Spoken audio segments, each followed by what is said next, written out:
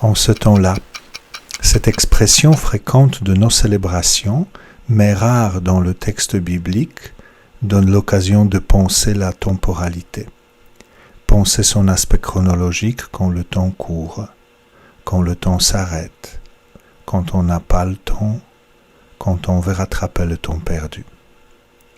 Et son aspect circulaire des saisons, des générations, des fêtes, mais aussi son aspect événementiel, du temps favorable, des circonstances opportunes, quand on est au bon moment et au bon endroit. Indépendamment de nous, un temps insaisissable avance l'heure, change les jours et les années dans le calendrier. Ce temps écrit notre histoire avec nos réussites et nos échecs. Un autre temps, un temps opportun, le temps favorable, nous invite à le saisir.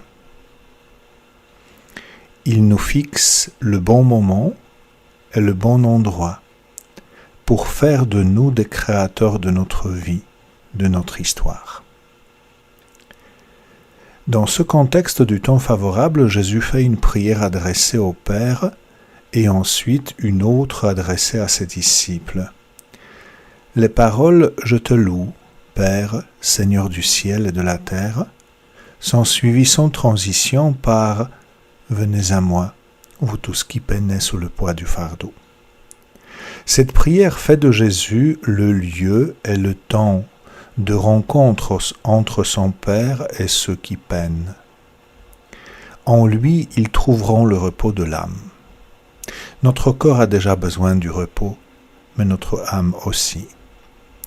Nous sommes capables de donner le repos à notre corps, mais notre âme reste fatiguée souvent très longtemps. Une âme fatiguée, qu'est-ce que c'est ? C'est une âme errante. Elle va et vient et n'arrive pas à trouver sa place. On ne peut donner du repos à son âme. Elle ne se repose qu'en Dieu. À cette possibilité du repos de l'âme, Jésus invite encore à prendre son joug. Lourde pièce taillée dans le bois pour atteler les bœufs, Jésus emploie ici ce terme d'une manière symbolique. De manière figurée, cela veut dire que Jésus donne une tâche, un travail à ceux qui viennent à lui. La première partie de la prière décrit cette tâche, le connaître. L'Église utilise le temps circulaire pour réaliser ce travail afin de connaître Jésus. Les fêtes qui révèlent le mystère de Jésus se répètent annuellement. C'est le troisième aspect de la temporalité. Le temps dans ces trois aspects forme ce temps-là dont parle l'évangéliste.